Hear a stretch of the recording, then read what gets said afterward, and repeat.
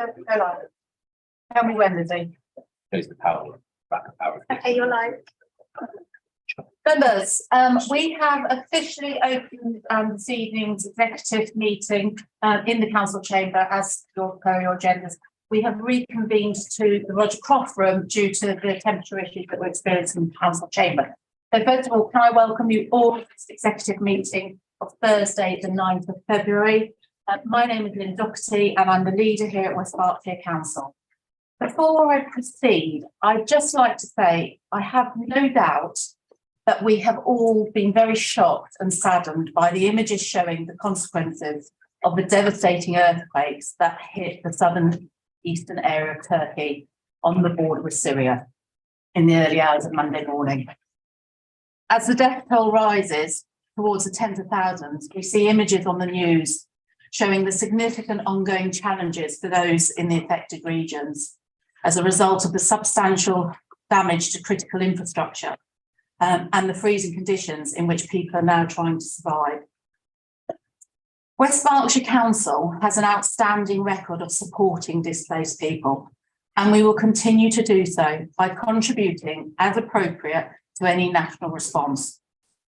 In the meantime, if residents wish to provide individual support, Berkshire's Emergency Committee has now launched a Turkey-Syria earthquake appeal, bringing together 15 charities to raise funds quickly and efficiently. If individuals wish to contribute, please follow the guidance of the Charity Commission to ensure that contributions are made safely. And in so doing so, your generous contributions will benefit those you intend to help. West Berkshire Council has updated its website with the details of how, should residents wish to give, they can do safely. Residents, members, before we proceed, perhaps just a moment's reflection.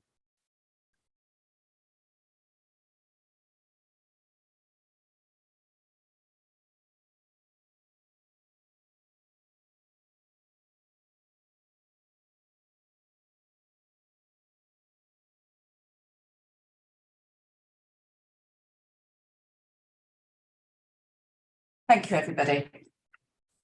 So as I said earlier, this meeting is being held in the Roger Croft room and over Zoom. Joining me in person are the members of the executive, our councillors Steve Ardwater, Dominic Bowick, Graham Bridgman, Ross McKinnon, Tom Marino and Richard Sumner. Members of the shadow executive in attendance are councillors Lee Dillon, Adrian Abbs and Tony Vickers. Other members of the council who are also in attendance are in the chamber this evening are Councillor David Marsh, welcome David, and attending remotely on Zoom are Councillor Macro and Councillor Culver. Members are able to ask questions on any items on the agenda. However, only members of the executive are able to vote on any of the agenda items. Please note that the voting in this meeting will take place by show of hands.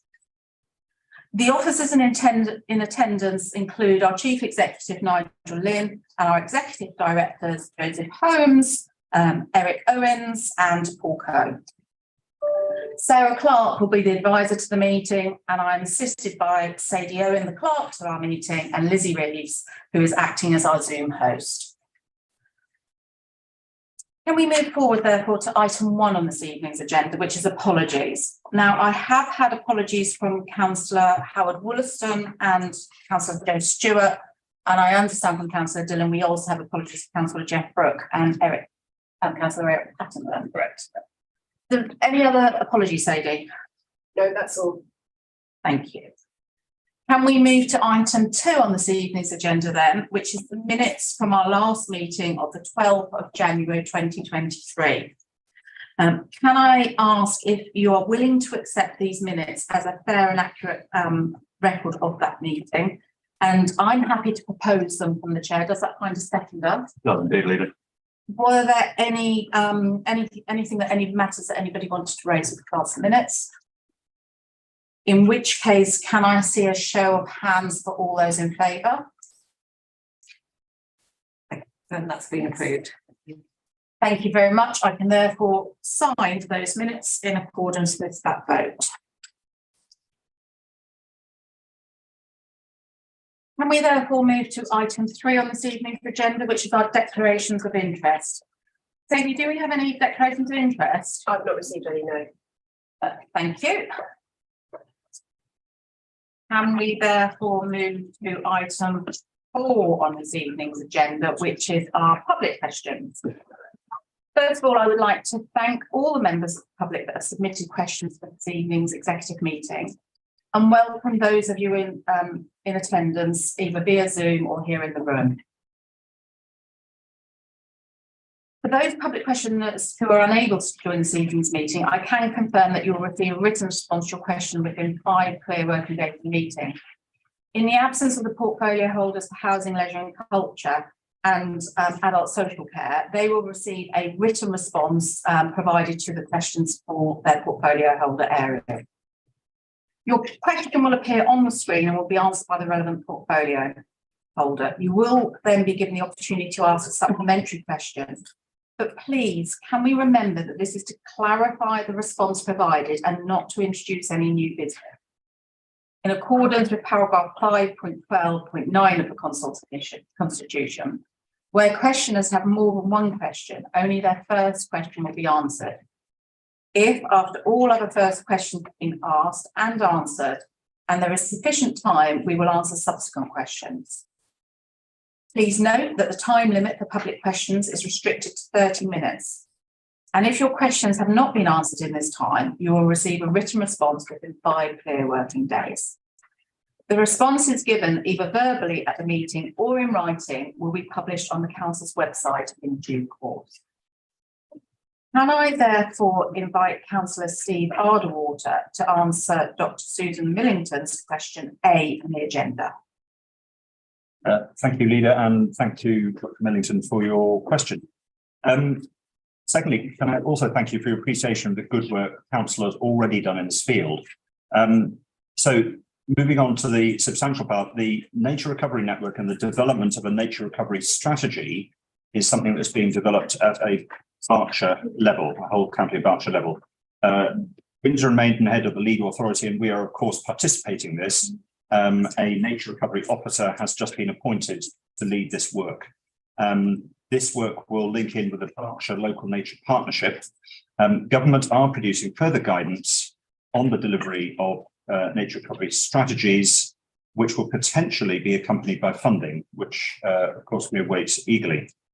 At a more local level, in order to coordinate natural solutions delivery within our district, we formed the Natural Solutions Delivery Partnership in the autumn of 2021.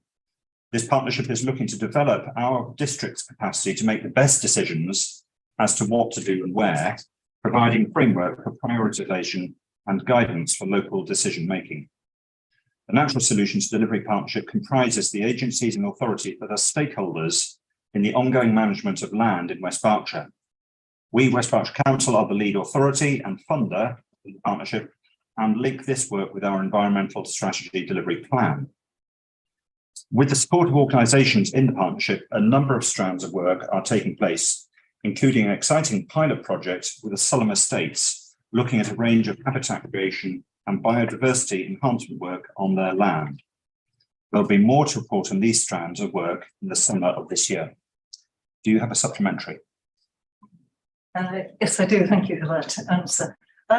Would you consider that progress is in line with the environmental strategy and the subsequent strategy updates?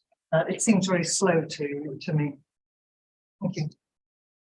Thank you. And in a nutshell, yes, I do. I do understand that initial progress, as with any complex project in a new world, this is the flow bit, but it's the hardest bit, and we've worked through it. And as I've said, we have an initial project underway now. Moreover, I am excited to see a likely acceleration ahead, in particular when the marketplace, the emerging marketplace for biodiversity net gain, the requirement on developers to enhance that, starts coming into force. So in the life cycle of our overall strategy, yes, I do. Of course, everything could have happened more quickly, but I'm happy that things are on track. Thank you both. Can Can we therefore move on? And I'm just looking at Sadie, are we okay with that? We're okay, yes.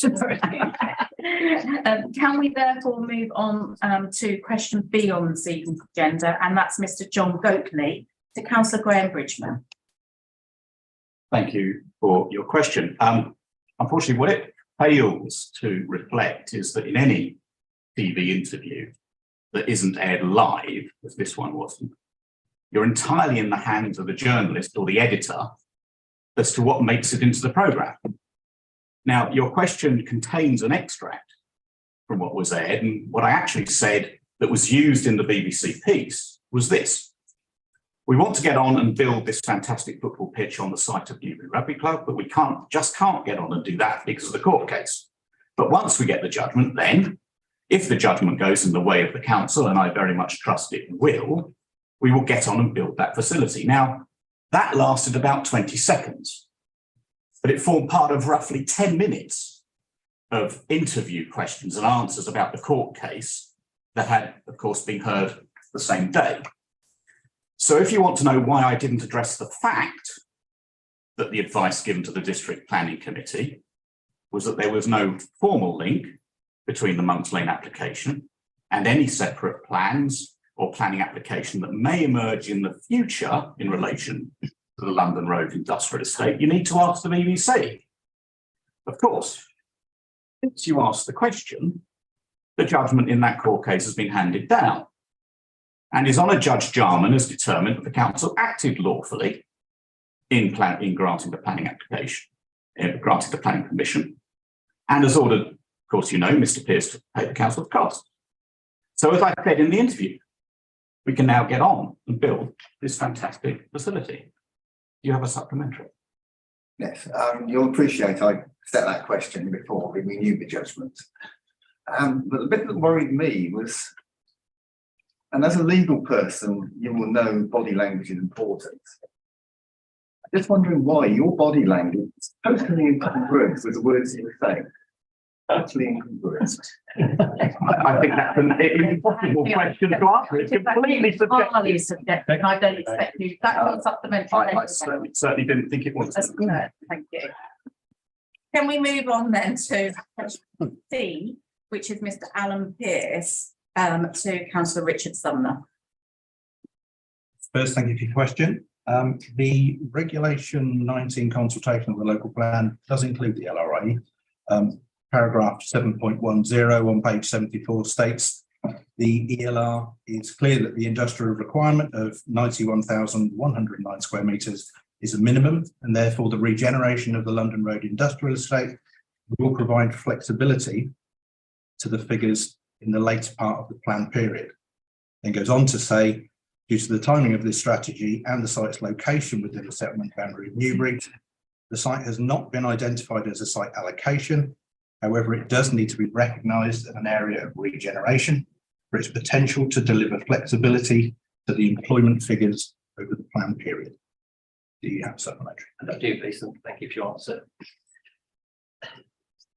The London Road District, Friday Plaza, newspaper house, and I've got the standstill for years now.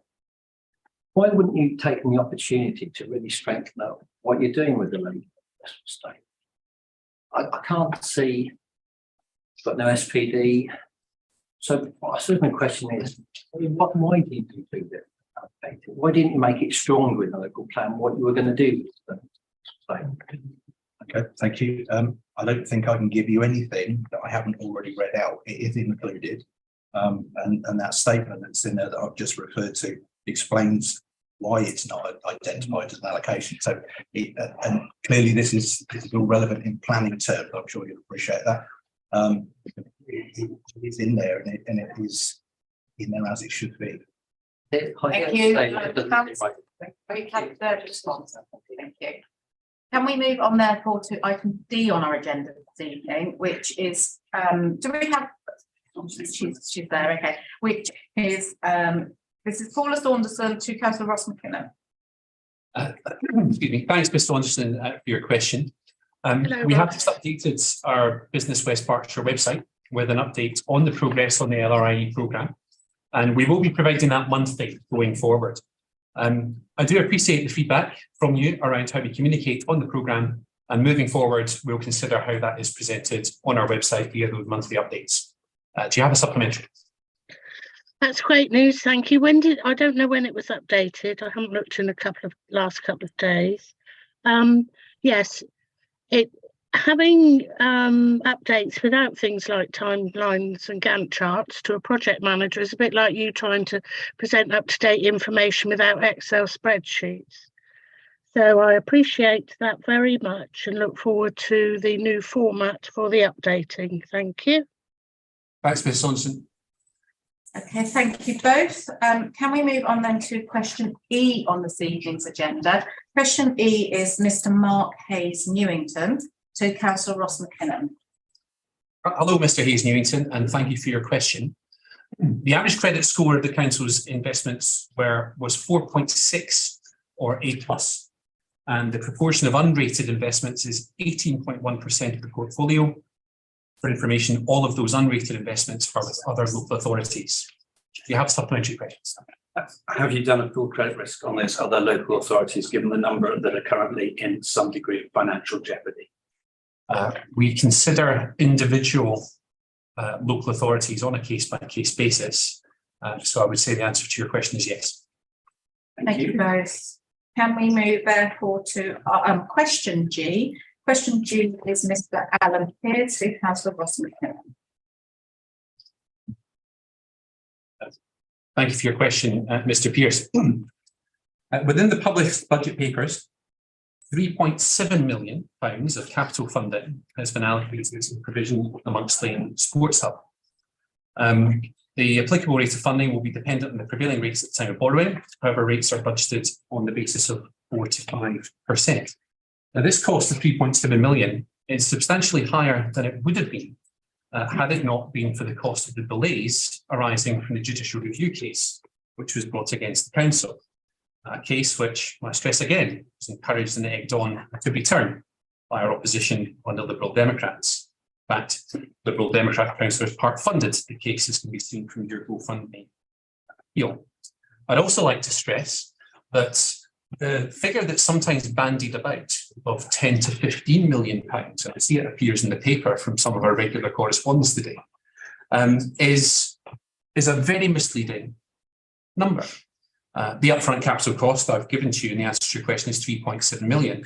I can only assume that the 10, 15, 8, and it does seem to change with the weather, this figure is a cumulative total of all of the future revenue costs lumped in with the original capital cost over 40 years, which is the period covered by release. It is extremely misleading and bordering on the dishonest to refer to that sort of figure. For context, the council's revenue budget over 40 years is £7 billion. £3.5 billion is going to be spent over the next 40 years on providing social care. So I would urge all of those listening to take care with, I'm sure you wouldn't want to mislead the public. 3.7 million is the capital funding allocated in the programme. Do you have a supplementary? Thank you for your answer. But just make something clear, I did fund all the expenses for the court here myself. I wasn't edged on by the Liberals at all, nothing to do with them. And it wasn't only football, it was purely me for democracy. So make that clear to everybody. And I didn't receive any funds, and I refused any funds from anybody else. So it would count as being withdrawn the statement, given the evidence that you've just heard. I'll happily clarify the statement was referred to in the journal. I'll happily refer to that. The GoFundMe page was referred to by His Honour Judge Jarman in the judgment as he was referring to, as he was considering the award of costs. On that GoFundMe page, which is specifically clear that these donations will be given to you for your court case, we have a donation from a Liberal Democrat frontbencher, a sizable donation towards your costs. If indeed you haven't taken that, then I'll clarify that comment, but certainly the pledge was made. Unfortunately, I'm a third party. I don't. Do we have a supplementary question to the original question, please? Yes, I think I'm trying to understand the funding more of where you're saying the costs have gone up for the sports hub. So obviously, you're going to need more money and how you go. So the original funding was 16th of December. It was to provide to approve the allocation of £3.351 million to complete the development of the new sports hub to achieve the number one delivery of the pitch playing strategy, which was to replace Friday Road, to allow for regeneration of the London estate. I think we all agree that. So that money was gone for future investment. That yourself, and the judgment is quite clear, it was a standalone development in its own right. So that money didn't purchase a. So a question there, please. Thank you. When you voted for the planning permission, it released the funds, but that was to release the funds to build a standalone. It wasn't going to build a replacement. So you're saying the costs have gone up because of the court case. I'm sorry, Mr. Pearce. I'm just gonna go No, there. I'm sorry. We're not here for statements. We're not here for public statements. You've had your opportunity. Do you have a supplementary question to that question for Councillor McKinnon? Yes, A supplementary question. Let me hear the question. The question is, the extra money that you need, where's it going to go in the budget?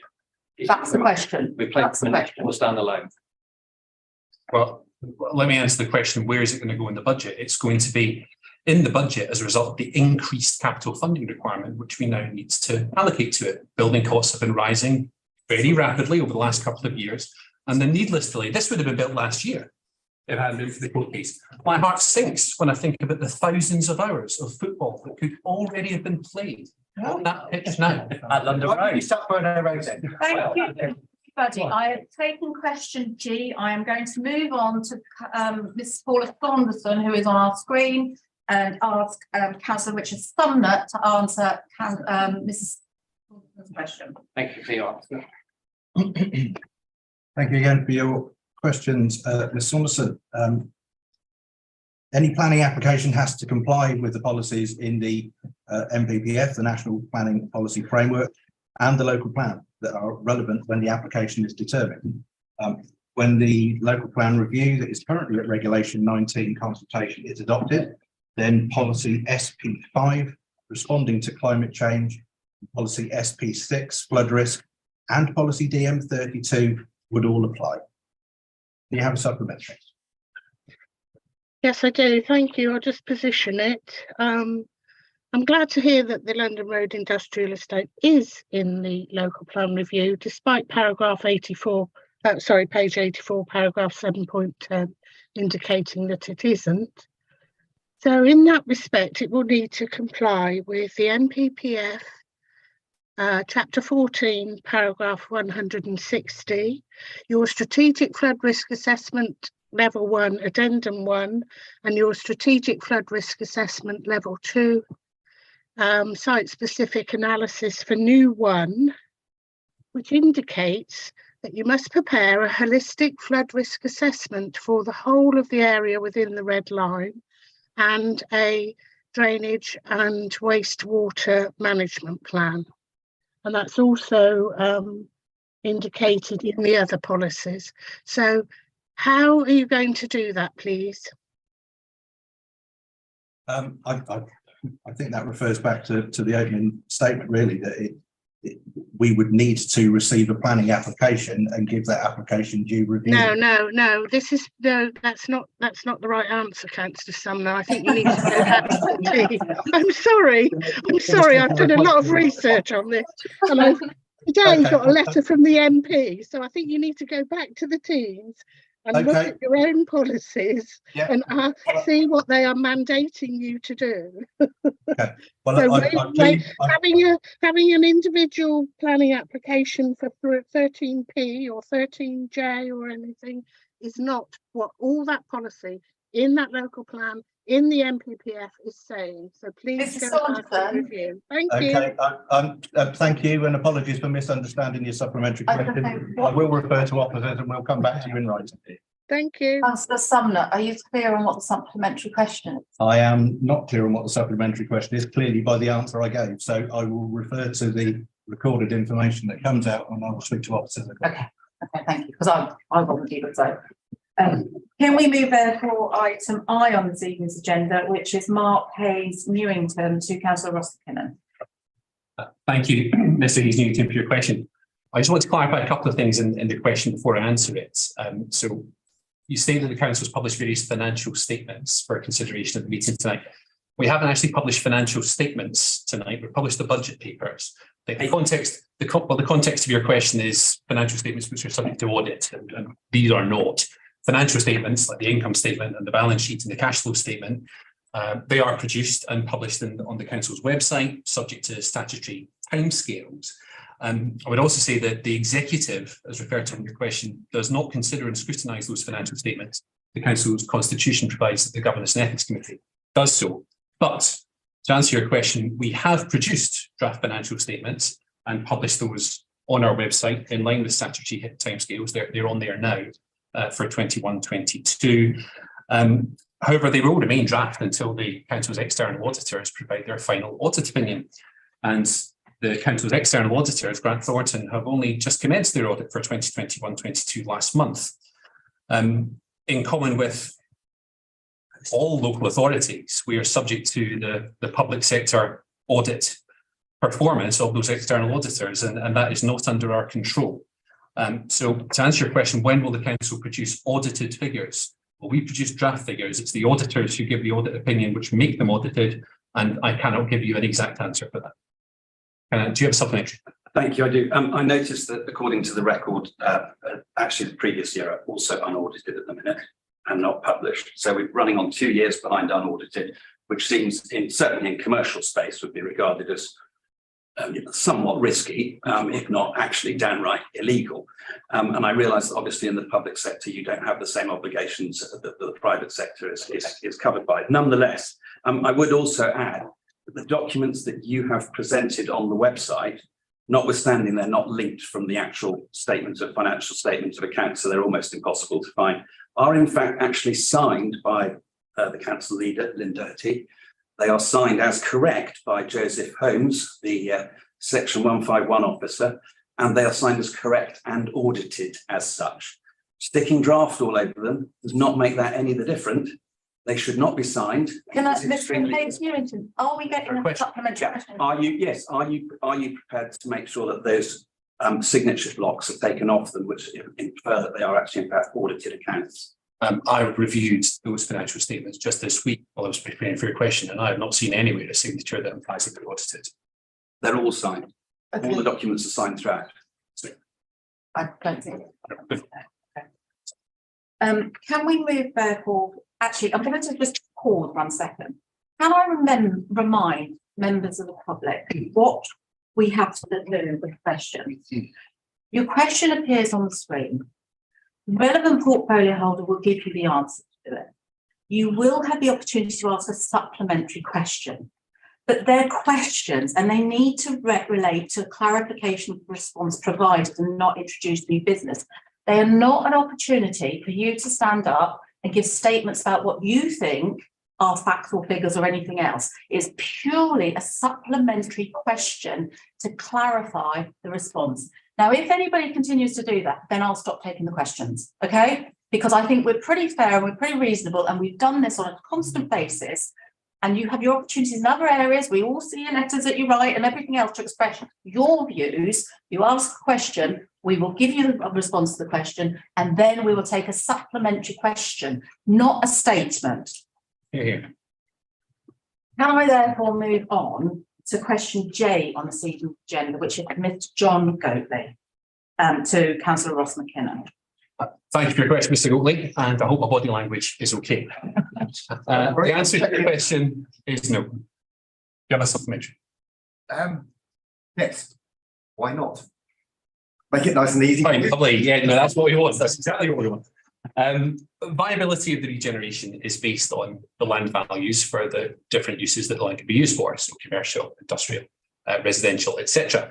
That analysis is and continues to be carried out by the council, and it's been clear for some periods, in fact from 2016 onwards, that commercial and industrial land values have overtaken residential, and markedly so post-pandemic.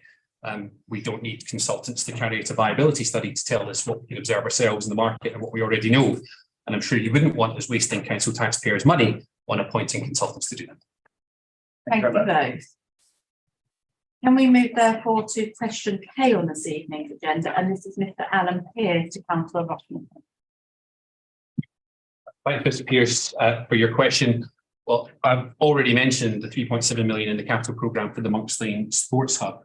In the capital budgets and MTFS, we have an additional 0.5 million for sports facilities on the playing pit strategy. We have a new modular exercise studio at Hungerford Leisure Centre, which is £500,000. And further funding of £7.4 million of investment is being made to modernise existing leisure provision across the council's estate, including Hennick, Northcroft Leisure Centre. I always struggle with that one. And the new reopened Lido, which is going to open this summer. And I'm sure everyone here is looking forward to that. And I'm really grateful for the opportunity to showcase the investment that this council is making in facilities so that our residents can enjoy top-notch leisure and sports facilities for the future. Do you have a supplementary? I do, thank you. I won't make a statement. I only ask questions here when I don't understand, because I don't understand something. And what I can't understand, so in the budgets, obviously you're building Monks Lane now as a standalone, that's quite clear. So where is the money in the budget for the replacement of Faraday Road? Because you do plan to build Faraday Road out by 2026. So surely you've budgeted that, haven't you?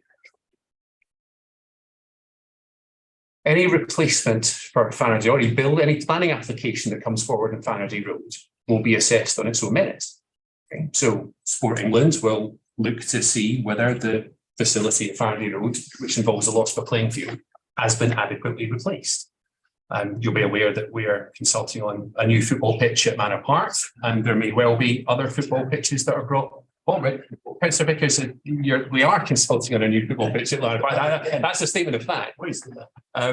So no, I'm not going to get into standalone versus replacement. I think his Honour Judge Harman has had his say on that one, and I'm very pleased that he has that.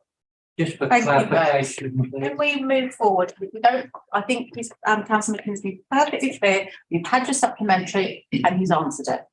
Thank you. I don't.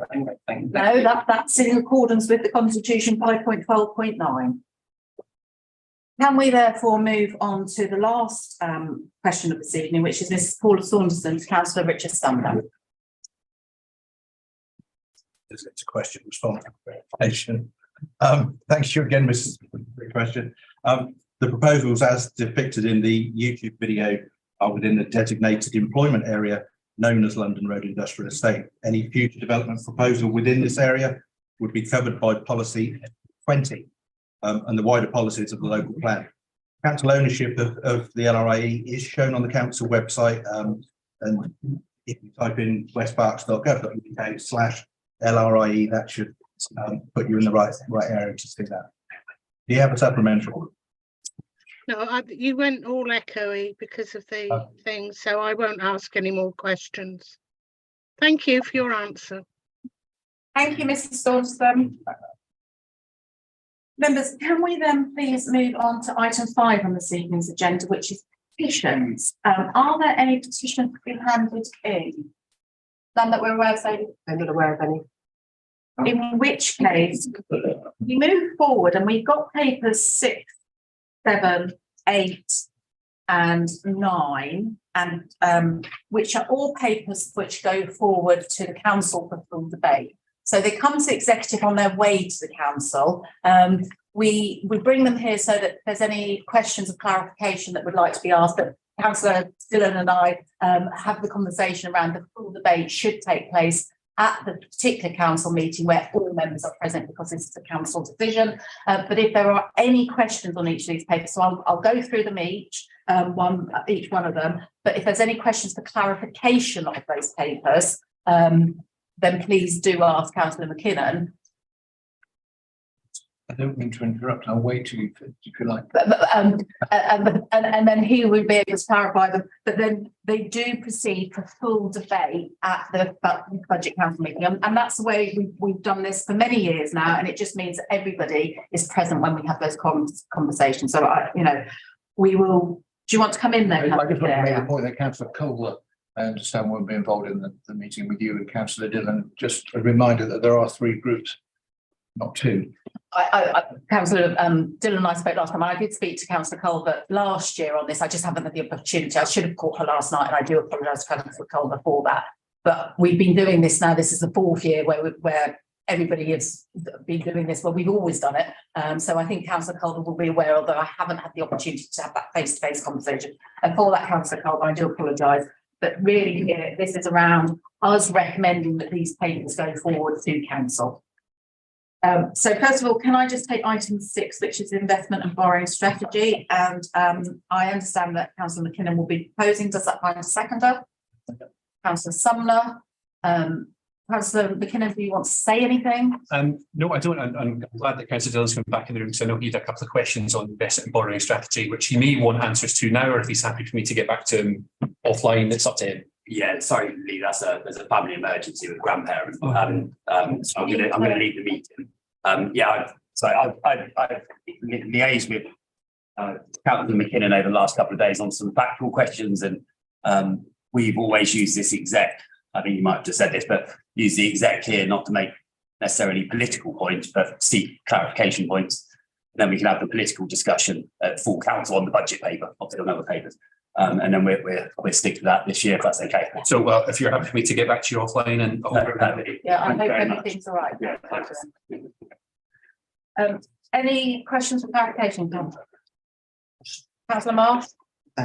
On the commercial investments, so can you, just to see how much we're making on these, can you confirm, as I understand it, it says that the income is about 3.5 million.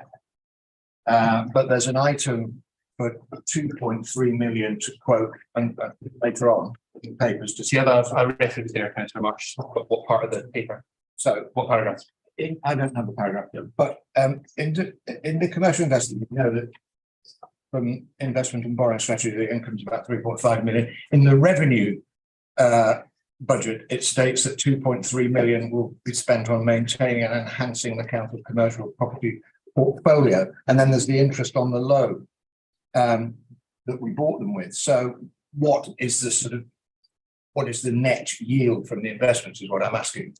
I'm guessing it's around about £1 million. The guess is pretty much spot on, Councillor Marsh. Well done. You're referring to commercial property portfolio. Yeah. The gross income before cost and MRP, interest repayments, etc., is around about 3.2. The net benefit to the council taxpayer, after all costs, money which would otherwise have to be raised by council tax, is £1 million. That's fine. And I take the leader's point, and we can discuss whether that represents true value for money, perhaps next month at the budget meeting. I look forward to it. Thank you. Okay. Any other questions for clarification? In which case, members, we have a proposal, we have a seconder. Can I see a show of hands if we are happy that these papers are sent forward to council for approval? Thank you, Leader. I can confirm that that has been approved.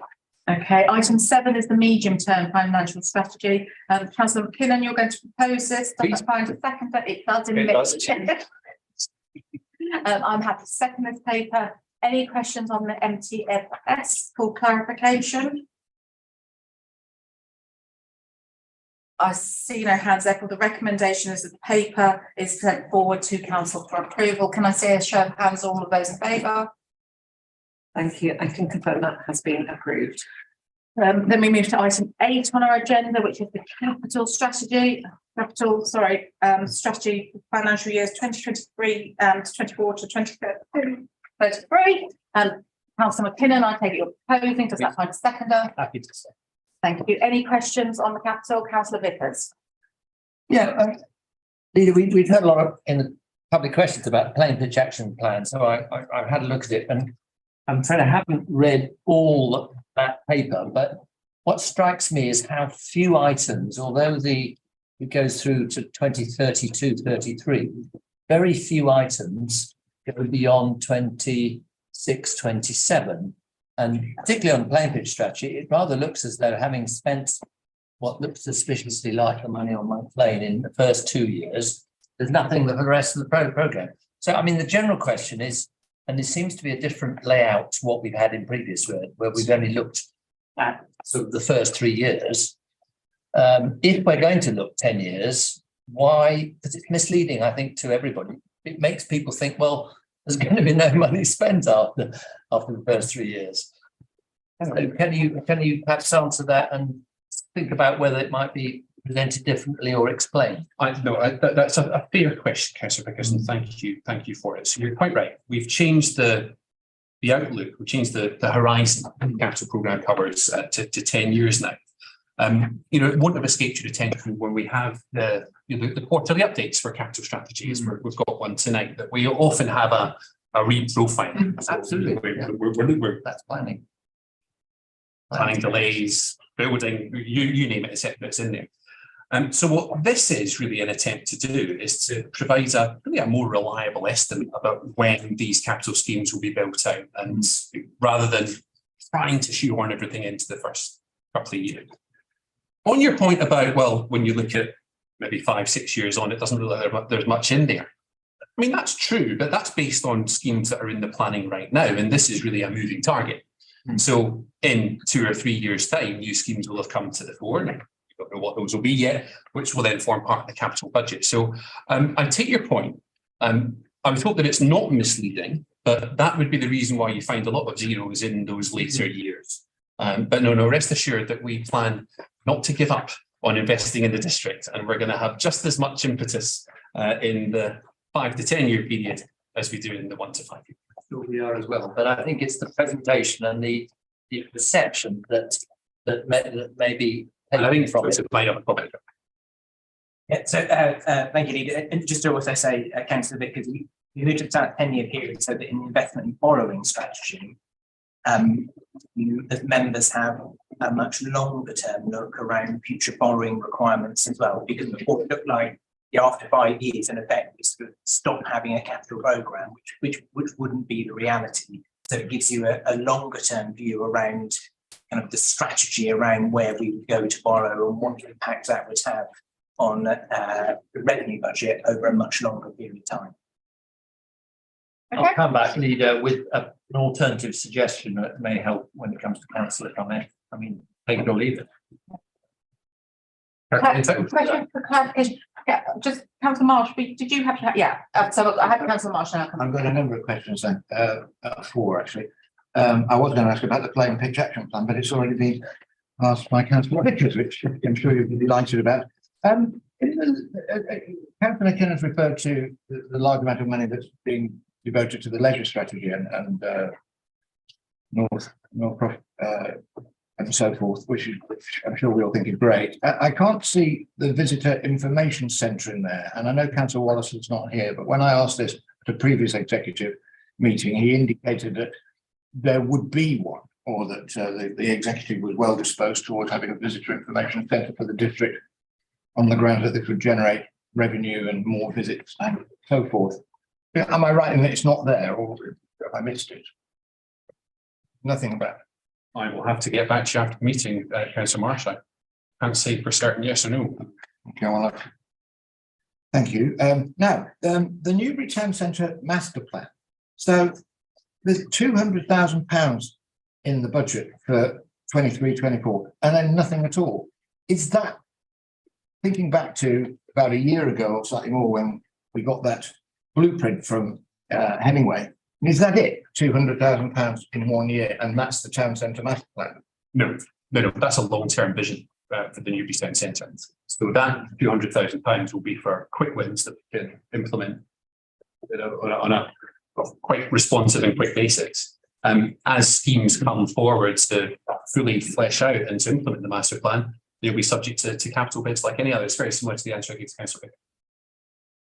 Well, I mean, the quick wins were can I just very quick, haven't they? Councillor Marsh, before we go on, Eric Owens would like to just come in on that point. I'm just going to add to Councillor McKinnon's point that we're also seeking funding streams from third-party sources to try and supplement capital investment. So it's third-party capital investment as well as council investment we're looking to take into the master plan in terms of its implementation. So just to clarify, the 200,000 is for quick wins in this coming financial year. Is that correct? Yep. Okay. What will be the £200,000? I do apologise. It's in the tables, and I haven't made a note of the page, and I'll rectify that by March 2nd. But it's one of the items in the detail table. That's fine. It just helps me to put your question in context when I know which bit of the report you're referring to. But that's fine. Well, okay, thank you. I have 2 more questions. Here's another one where it's in there about the sovereign joint venture. So I wondered how much of the £669,000 allocated in the current financial year, 22-23, had been spent. Therefore is the £334,500 in the budget for 23-24, which takes it up to around about £1 million. Is that extra? Is that, has that been, I'm trying to break it down, and I haven't seen much evidence. I'm not aware of much evidence that we've spent nearly £750,000 on the joint venture with Sovereign, which is, quote, to increase the supply of affordable housing in the district, as we all know. I'm just wondering where we are with that. Okay, well, the money that's been spent in the current financial year wouldn't form part of this 10-year capital programme. So it's not really relevant to the paper we're discussing. But I know that the joint venture is either bringing forward planning applications, Eric, or they've already been granted the joint venture. Eric? Through you, Chair, yeah, there's 2 planning applications that have been put through the system. Both have been approved and are subject to the completion of Section 6 legal agreements. But in terms of the amount of money that's been spent in this financial year, I can't tell you that right now. Okay. I mean, you're perfectly entitled to ask specific questions. It would be helpful if we had them in advance, because I can't just magic those figures out of thin air. But carry on. So I take the point. I mean, it takes quite a long time to get through all this stuff, as I'm sure you. Well, you get quicker. Well, we don't have any help, unlike other groups. My final question, I really hope this one. I can assure you. We still have to read all our papers, Councillor Marsh, I can assure you. I hope this won't be misunderstood, but I just want to ask about these SIL bids. And again, we all think this is great, and very happy for the recipients. But I mean, the paper today, quote, a group met to consider the bids. And I'm just wondering whether that could be more transparent in future. It's the same with the members' bids, really. No one knows who the groups are. I mean, is it councillors? Is it officers? Is it all party? I don't think it is, because we've certainly never been invited to be involved. And I just think that, as I say, in the interest of transparency, I can't think of many things that the council does where you don't know who's taken the decision or taken responsibility for the decision. And, I don't think so. Residents of one ward are getting nearly half the money. Now that's fine. And good luck to the people of Berkshire and Mortar. And the projects look great. I'll see them in detail, but they look fine. And I'm not implying that there's anything untoward about that, but I just think it would be useful to know how that decision has been reached. We can answer that quite easily. Do you want to do it, or shall I go to Joseph? Because Oh, yeah, no, I mean, there's a panel. I forget how many councillors are on that panel. councillors and officers. Councillors and officers. So there's a scoring system really, which assesses all the bids against the SIL criteria. So the winning bids are those which have the highest score against the criteria that SIL's supposed to satisfy. So each bid is considered in turn and is given a score, and then depending on the value of the bids compared with the pot of money that's available, then a decision is made. But it's a combination of councillors and officers. And I'd say it's the executive director of place leads that with the SIL officers and yourself as portfolio holder. So yeah. And the councillors element that you referred to, is that cross party or is that one group? No, it's only the administration. Okay. I don't understand why, but yes, fine, you've answered the question. Thank you. Is that it, Councillor Marsh? Yes, for the moment. Councillor Abs? Yeah, thank you. I'm before my time, but I don't think it's always been that way. That it was made up of the administration that was on that. I've been a councillor for 8 years, and it has for the last 8 years. Colin, you can't be longer than me. Well, last 8 years, that is how it I think you would generally, from this side, get the feeling that it doesn't feel quite right only to have one party represented on a panel that then distributes money. But anyway, that's just a comment rather than anything else. The question was really in support of what Tony was mentioning earlier. That's very absolutely mentioning earlier. In my businesses, I'll have my 1 year, my 2 year, my 5 year, I may even have a 10 year. And if I'm really looking at setting up at a 20-year plan, not anymore, because I'll be well retired by then. So to have any zeros in any columns, certainly not if we can't even fulfill the next cycle that we're going into, the next 4-year cycle. It's going to lead to the wrong conclusions. And that's really what Councillor Vickers is trying to say. So I would absolutely encourage it. Yes, you may not know the absolute programmes that you're going to put the money into. But if I was a sales and marketing budget, I'd roughly have a percentage that I was going to assign to a marketing budget, to a sales activity, and then so on and so forth. So I think from where our executive director of resources needs to know, you know, where's your thinking in terms of that future program, even if you don't know what the actual specifics of the program are. There must be certainly I would have a willingness to say, okay, I want to put 5% of my budget aside for these type of activities. I don't know what they're going to be because they haven't come forward. And that allows us to plan much more accurately for the overall needs of the council. And that might mean we need to do some even bigger bids to the government, or come up with our own ways of generating more cash. I don't want to solutionize it. It's just the numbers being missed and it lead to the wrong conclusions. You're referring to zeros in this table. Whenever you say, if you're going to look out to 10 years, then having zeros in a column is never a good idea. I think it might be a bit of cross purposes here. So this, so big one, it always helps. But it's part of the pack. But I don't have. Sorry, I've got a list of 30. What you have here is a list of all of the individual projects which make up the capital programme. So, for example, just looking at the top one, occupational therapy equipment, that we've got 4 years worth of planned expenditure, and then it drops to zero. You've got Brookfield School accessibility. Those, Councillor McKinnon, I'm not trying to say you have zeros everywhere. I was backing up Councillor Vickers' point that having zeros when you said to yourself, we don't have the project yet. That's all. I'm just remembering. If you've heard enough of my answer, then maybe I'll just stop it. Okay, thank you. If you're going to interrupt, then I think we're done. Okay, members, are we all happy to see this paper proceed through to council for full debate? I believe that's been agreed. In which case, can we move on to item 11 this evening, which is the revenue? No, have I done? Revenue budget. The revenue budget report.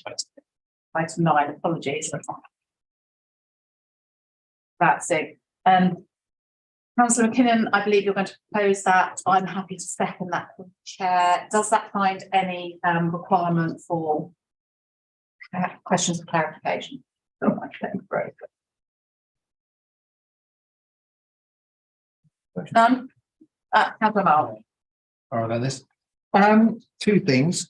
Sorry to return to the dreaded sport hub, but can I just ask again? I'm sorry I've not got chapter and verse here, but there's an allocation of £30,000 for quote sports hub running costs, which I think is for, I'm assuming is for staffing or a manager or something like that. So there's something that it will be. That's from September. So one assumes £60,000 in a year or so. That sounds like a fairly senior person more to run it. I mean, is that right? Is that what it's predicated on? The idea that it'll be up and running by September and somebody will be needed to be appointed to be running it? So I've got a page reference, thanks. Thanks, Mr. Howard. Well, he's got the control fines mechanism there with RB, so I have actually. Really sports hub running cost budget required from September 2023 for service improvement. Yeah, well, so that's halfway through the financial year. So yeah, it's fair enough to extrapolate that to. And we assume therefore that it'll be up and running by that time. Well, it would have been nice to have it up and running before, wouldn't it? And if we'd had our way, then it would have been already. Yeah, hang on. You're quite. Can I remind you? Well, I forgot. And Councillor Marsh is asking you for the clarification, Councillor. You're quite right, and apologies, Councillor Marsh. I lost myself there. Yes, it would be fair to say that, Councillor. And I've got one more question. This is kind of a bit more general, really, but looking through that budget, I've counted 4 separate places where there are phrases such as slowing recruitment activity, recruitment lag saving for staffing investment proposals, managing vacancies, and holding vacant posts. And we're kind of seeing this very much on the ground because I'm sure all members will agree. You go to department after department and very good officers are trying to achieve things. They're overworked and understaffed, and there are vacancies all over the place. We saw a lot of, and I'm still seeing, I think, delays in planning. We have very bad delays in paying a fortnight seem to have been. Councillor Marsh, you're also going into a political debate here. So my Is there a question, question for clarification on that particular point? my question is this tenable in terms of the council providing the services that the residents expect when you can't even get yellow lines? I actually think that's a political debate which we'll have at council. So councillor, Can I rephrase it? No requirement to answer. Can I rephrase it? Is that part of the strategy to have recruitment freezes and so forth? Is that part of the plan? That's the question. I actually think we're bordering into getting into debate on how we're constructing the budget here. So I'm not going to ask you to answer that. We'll ask. We revisited it at the budget meeting. You're very welcome to answer it, budget, but everyone's here to share their views. Councillor Marsh. Get the point. Any other questions for clarifications on the points in the paper? In which case, can I ask members for a show of hands if they're happy for this to be recommended to council on the 2nd of March? Thank you. I confirm that's been approved. Thank you. Therefore, we can move to item 10 on our agenda, which is the Capital Financial Performance Report for Q3. Councillor McKinnon, I understand you're going to be presenting this report. Yeah. Does that kind of? Yes, I'd like to second it. Thank you. Councillor McKinnon, over to you to present the report. Thank you very much, Leader. So yes, this is the Q3 update for the implementation of the capital strategy 22-23. Much like the previous two quarters, we have items of planned expenditure which are going to have to be reprofiled into next year, which is totaling £7.3 million. As always, we're very proud of our capital programme, which provides much needed investment in local infrastructure, roads, schools, environmental improvements. Of course, we've just seen the proposed capital programme for the years to come as part of the budget papers.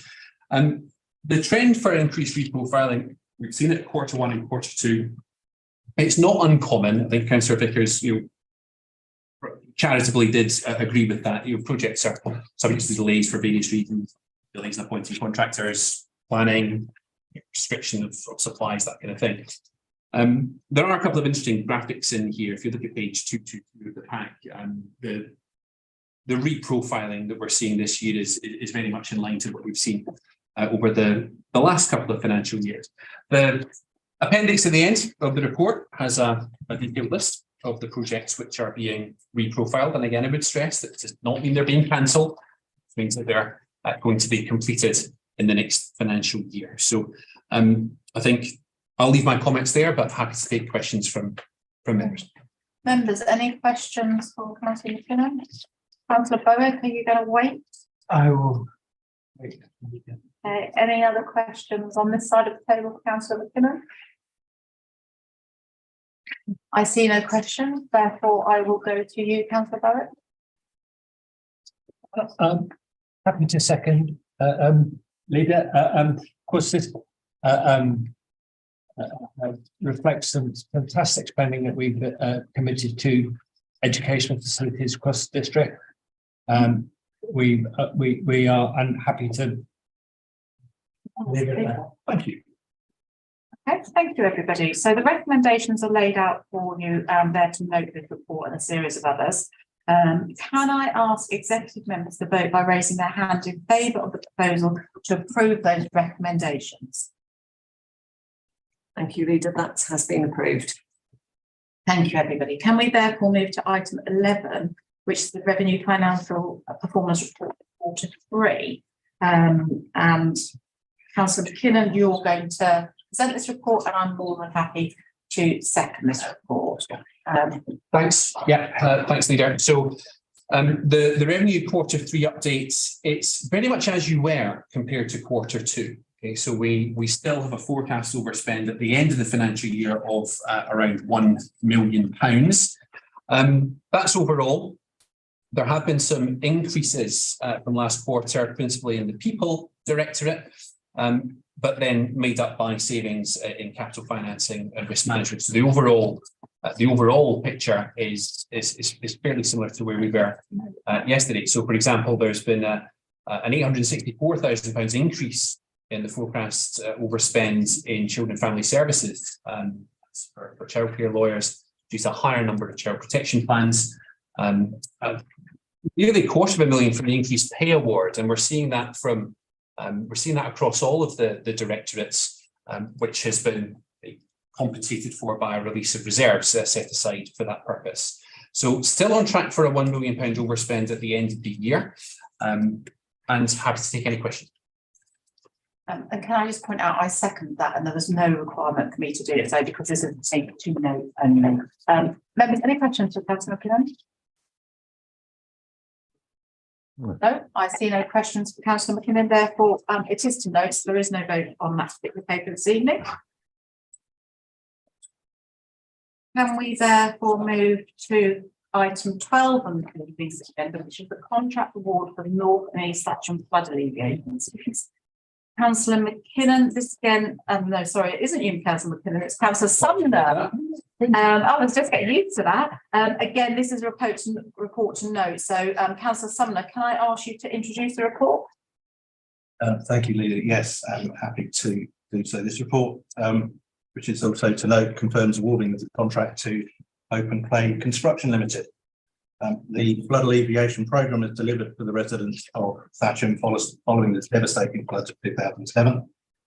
The latest scheme involves the construction of 3 flood attenuation ponds adjacent to Bowling Green Road, East Lane and East Thatcham, and is delivered in partnership with Environment Agency, Thatcham Flood Forum, and contributions from Thames Water, Thatcham Town Council. We're grateful for the partnership working this top forward.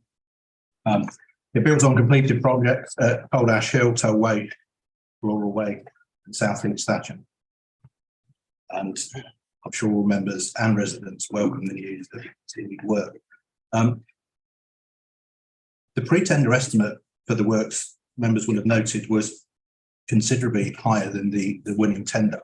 And I want to reassure members that there has been considerable work looking into the tender that was provided, and conversations with the tenderer with the submission that they put forward. We came down from expecting around £2.5 to £3 million from previous works that had gone on to just over 1.6 million, substantially under budget. Therefore, as I said, no only, but happy to recommend the vote. Okay, thank you, Councillor Sumner. Any questions for Councillor Sumner? Councillor Bickers. I'll try and make a question out of it, but I just thought, in the absence of Councillor Leedon, who has, I know, been very much involved with the Thatcham Town Council input to this project, and I know from having spoken to John Winstanley that, you know, they've been desperate to get this work going. So I'm very pleased with the outcome. It is surprising to see such a, you know, given the inflation in construction industry prices. But looking, and I've only read this for the first time since Councillor Dillon left, knowing that I might have to say something about this. I hope this sets a trend for the future, because you know, I think the inflation we expected, that we saw at the end of last year, hopefully has reached a peak and is starting to come down. But maybe the more competitive prices are a sign that in hard times, firms are keener to get the business. It's always a good sign.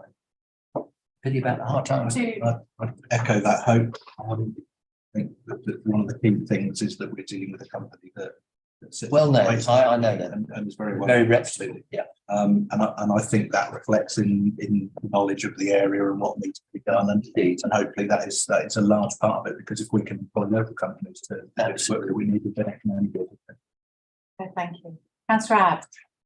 Just a question of curiosity, really. I don't think anybody's not saying anything negative at all about these schemes. Just curious about, in terms of actual money, who put what money in from where? And in other words, West Berkshire Council, from its rates that it acquires or anything, how much did it put in, and how much has been put in by everybody else? That's one. You know, so what did we contribute directly as a council? I don't have a breakdown of the figures to hand, but that would be a bit of a shot in the dark if we did. I'm happy to get some of that information together for you. As is always the way with that particular service area, there's a lot of work that goes on in grant funding. So it's mainly bid money or. Yeah, we do. I mean, they are very, very successful at bidding for money that's available. And that's what supports the delivery that goes on within the year. But I'm happy to get. Yeah, I think it would be interesting to look at the breakdown. Future. Okay, thank you, everybody. The report is to note, so there's no vote. Therefore, can we move on to item 13 on this evening's agenda, and that's the West Berkshire Council Central Energy Contract Procurement Strategy. I understand, Councillor Arderwater, that you're going to present this report. Does that find a seconder? Councillor Sumner, and over to you, Councillor Arderwater. Yes, thank you, leaders. So, members, this is firstly a very expensive purchase by the council, while spread across the whole of the council operations, and indeed the schools whom we manage this for, a great majority of schools within the district. This is a large sum of money, and it has been handled for us to date by the Crown Commercial Services. Crown Commercial Services are offering us, or have offered us, the opportunity to change the purchasing terms from a 6-month trading basket or window to a 12-month basket or window. And as the report recommends, this is advantageous to it, and officers have recommended, and I fully support the suggestion to move to a 12-month window. In terms of the logic of how this works, I freely admit it is complex. I had a number of sessions where I got it into my head, but essentially energy, electricity and gas is bought by Crown Commercial Services in advance of delivery on an annual basis. And up to now, we are burning the energy which was purchased up to 6 months ago. The proposal then is that for the year up to next, the financial year starting April 2024, the whole 12 months after this March, or effectively from 1st of April 23, will be used for Crown Commercial Services at their discretion and judgment to buy energy for our use the following year. The benefit of this is that, as we all know, energy prices, as well as being very high, have been very volatile. By having a larger window, or increases the flexibility and the ability of CCS, Crown Commercial Services, to give us the best price that can be possibly obtained. Again, this is strongly within our mind of officers' recommendations. There is, of course, the one advantage of a shorter window is that if we wanted to, we could leave CCS, which has not yet been undertaken. We haven't yet reviewed their pricing versus the market. I'm content that, given their size and expertise, that what's being proposed is the right thing to do. So again, I recommend it to members. Okay. Councillor Sumner, do you wish to speak now? Happy to hang on. Members, any questions on this side of the room for Councillor? Councillor Adds. Yeah, thank you very much. I agree with you. It's quite complex to get your head around this particular contract. It basically shows a 1.2 million increase pressure in terms of energy coming to bear. I think the terms we used, you said there were the two options. Actually, there were many more options offered by them, but the recommendation in the paper is to go from an L6 to an L12. So in other words, to give you 12 months for them to figure out when the best price is. And I've no issue with that, as long as we are 100% certain that Crown Commercial Services will get the right price. And there's some evidence that they get it right a lot of the time. So my concern, if I have one, is about, you mentioned that we haven't reviewed their prices, but my understanding is we don't go to the market ourselves and do any testing. And as we move towards having our own energy generation in 2024 and start selling energy to, what was it, AWS, etc., maybe, there might be other suppliers who are more interested in the direct to local supply. And all I would encourage us to do is, this is going to lock us in for longer. And So locking ourselves in now, when we could actually be looking at a declining market over the next 12 months, might be advantageous, but also might not. And with our own plans to generate our own energy, then, you know, I would have at least encouraged us to go and talk to some of the green energy suppliers locally, so that you can actually do a direct comparison against what Crown Commercial Services ends up offering. One assumes they do this anyway, but we are a local, we're West Berkshire, we will have generation in West Berkshire. Maybe there's a deal for us to be done there. And that's just about asking the questions right in the Oscars. Do a little quick check, as opposed to just assuming that this will be the right answer. It might be, but it might not.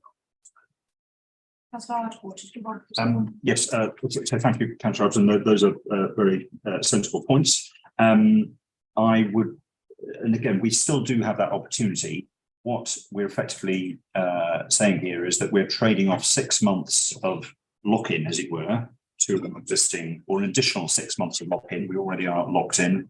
That electricity has already been bought for 23-24, but we're trading off an extra 6 months of commitment to them for the likelihood of better terms. I do agree there will be a point at which it is right to go out to the market and test that. I think given the progress of our plans for energy generation, that may be appropriate sometime in the next 12 months, which of course we can do during the running thing. We don't suffer a lot of additional lock-in from moving to this slightly more advantageous framework. I thought the whole point of giving them longer was that we were locked in for equally longer. Yes, an additional 6 months. Well, it's changing. We're locked in for longer, even though we're in for longer. And therefore, the point at which we might want to say give notice and exit moves out effectively a year. So, yeah, I don't see the harm in checking with the market now, knowing, because we already know some of the plans about our own generation. And all I would have recommended is that the administration has some of the officers go and do that. Can't be too hard to pick the phone and say what we offer us. And again, I do agree a thorough, careful check of the market would be prudent. We do have a deadline to commit to this 12-month window by late March, so we wouldn't have enough time to do an adequate, thorough check of the market. However, again, I would be supportive of a more deliberate review at some time over the coming 12 months. Okay, Councillor Vickers. Yes, I mean, what excites me about the energy revolution, that's the title of a page by the Power for the People campaign group that's trying to get the local energy bill through Parliament. And I think we both sides have actually initiated motions in the 4-year council term that is about to end. Is that not only as a pure generator on the solar array site that we own, but also as we're retrofitting energy generation to our own buildings, that we might have started looking at what is involved in becoming ourselves a supplier of energy more broadly to the local market. So have we started looking at the implications of what that might have? Because it has a very substantial support in Parliament. Yes, indeed, Councillor, because it's important, I think, to distinguish between the retail market locally and commercial players. So as there have been many high-profile disasters, some involving councils who've decided to set up their own energy companies, and other totally separate companies which have likewise failed in the era of not very well capitalised energy businesses, assuming that gas prices were forever going to be low.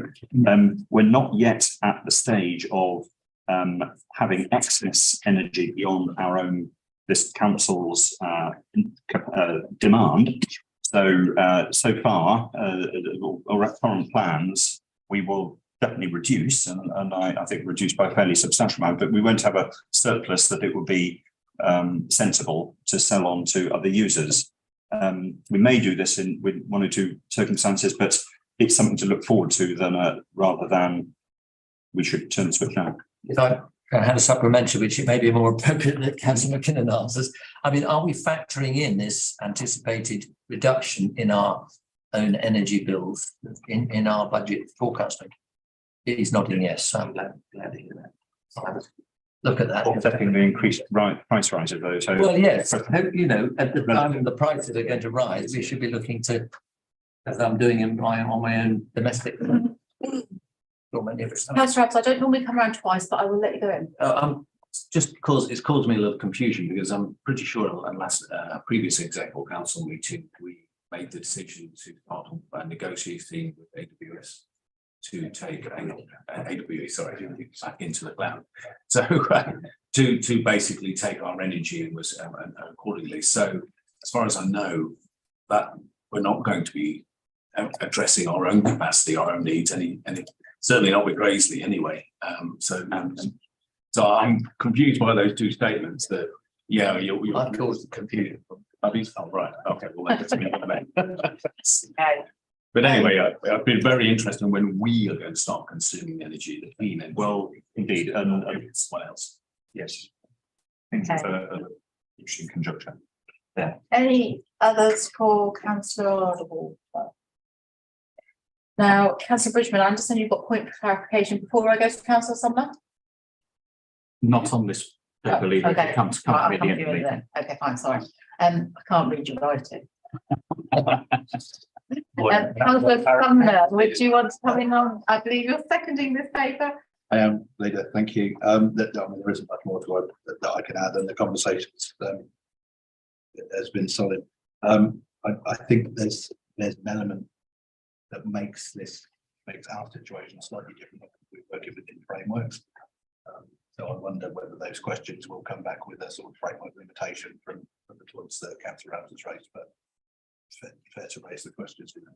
I absolutely think that this is something, as with many other things that we do as an authority, that needs regular review, especially in the current climate, obviously. But this looks to me to be, the proposal looks to be the right decision. So happy to second. Okay. Members, the recommendation is before you in 2.1 of the paper. Can I see a show of hands of those in favour? Thank you, Leader. That has been approved. Okay, we now come to item 14. I've actually decided to remove item 14 from this evening's agenda. And I'm doing so because it's actually on the forward plan for OSMC in March. And I think it would be more appropriate to give OSMC the opportunity to consider this paper and to have their comments to help us develop the strategy. So we're not going to debate this paper this evening. It will come back to executive at a later date. Chairman, if I may add, I'm pretty sure as Vice Chair of that, they'll be very appreciative of you taking that. I think it's the right way to do it, rather than have this paper here.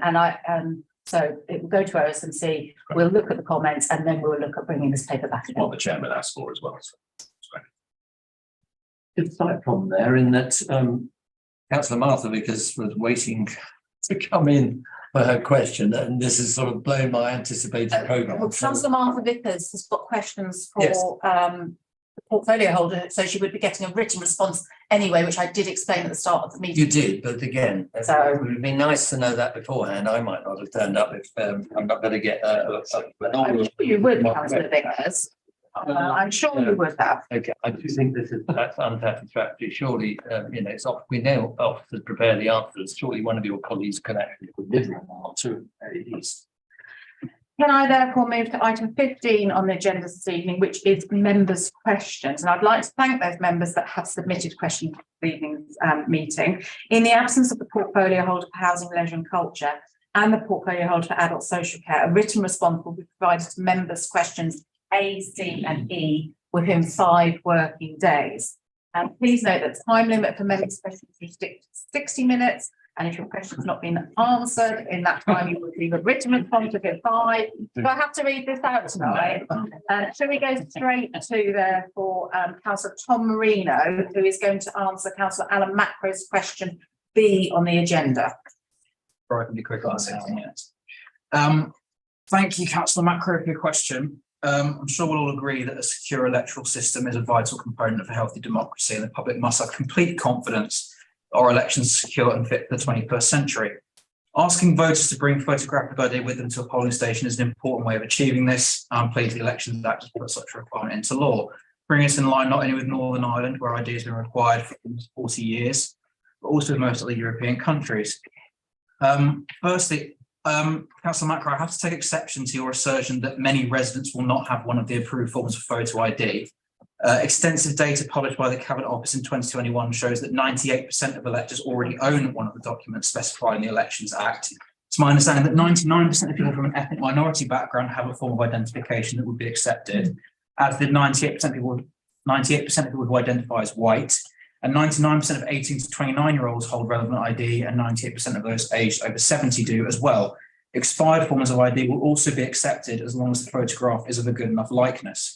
Now, with regards to voter authority certificates, applications can be made either online at www.gov.uk by completing a paper form or in person with our elections team. The council will remind residents that they are able to apply for these online using public access computers at any of our libraries, and free Wi-Fi is available at all of our sites. Library staff will be able to assist with initial queries about this. If necessary, a one-to-one appointment can be booked with our digital services officer to go through the process in more detail.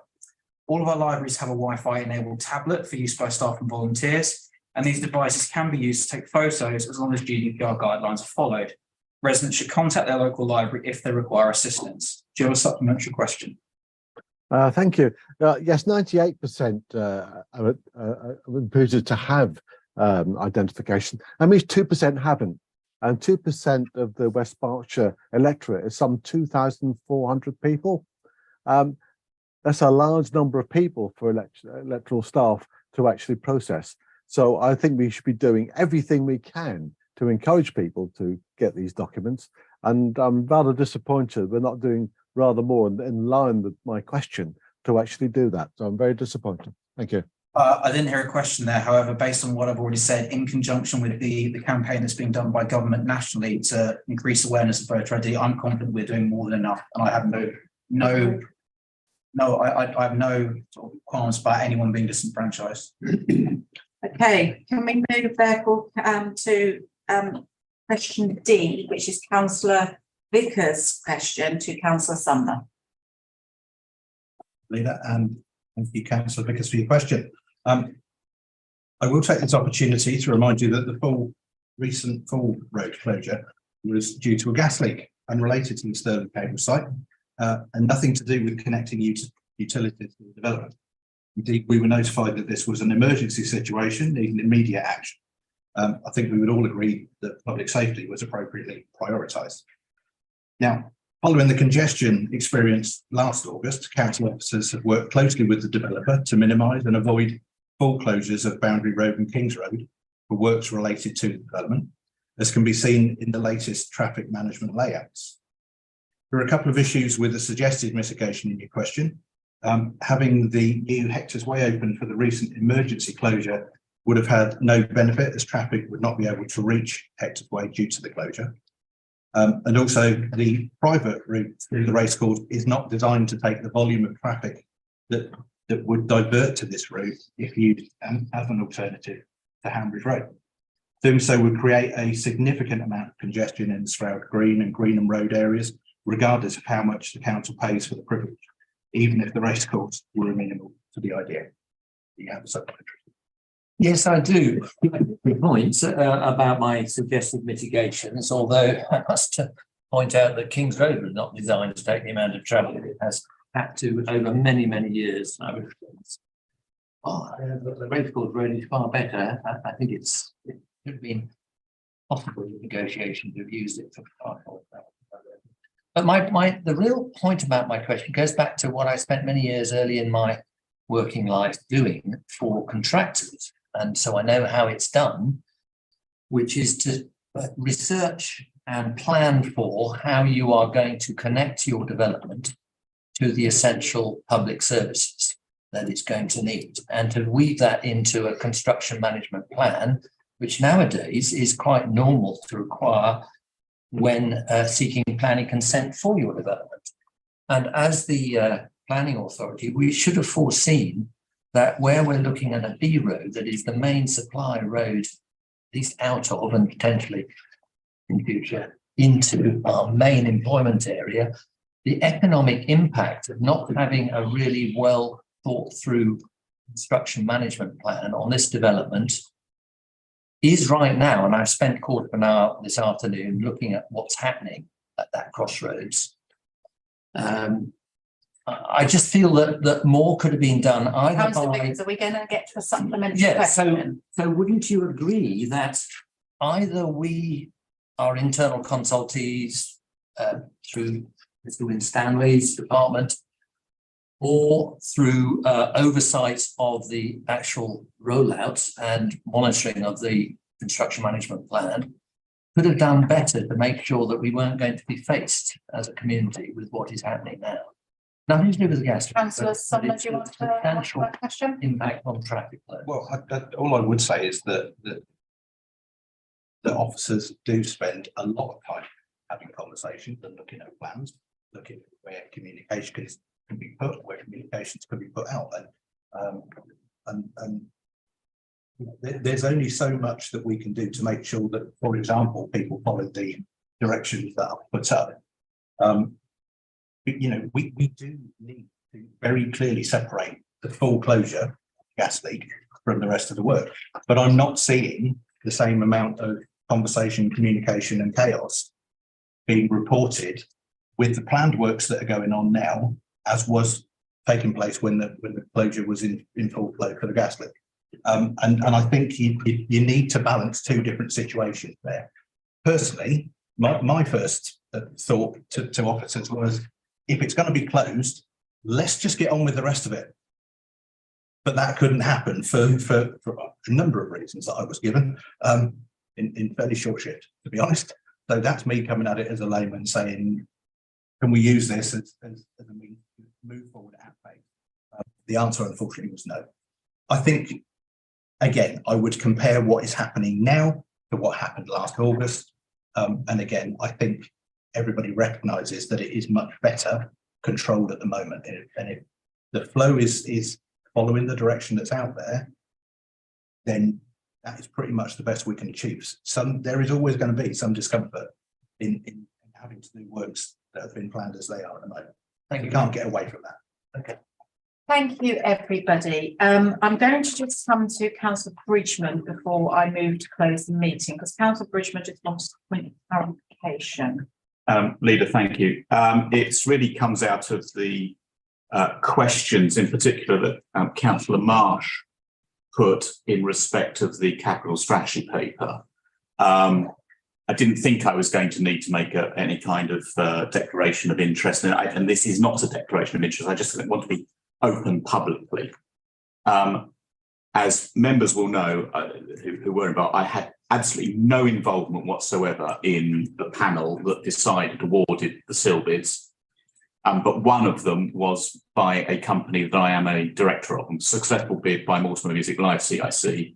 I'm a director of that company. I had nothing to do with the bid. I didn't prepare any of the paperwork. I actually pointed the chairman of the company at the bidding process and said, have a look at that. I took no part whatsoever in the analysis or the bid process. The first I knew that the bid had been successful was when the chairman told me the bid had been successful. I just want to make that clear. It is a matter of public record. My directorship of this company is on my declaration of interest. I simply make that so that we're all aware. Didn't know that Councillor Marsh was going to go on the SIL. And I wasn't aware that was going to be something that came up. So yeah. Just an observation, Leader.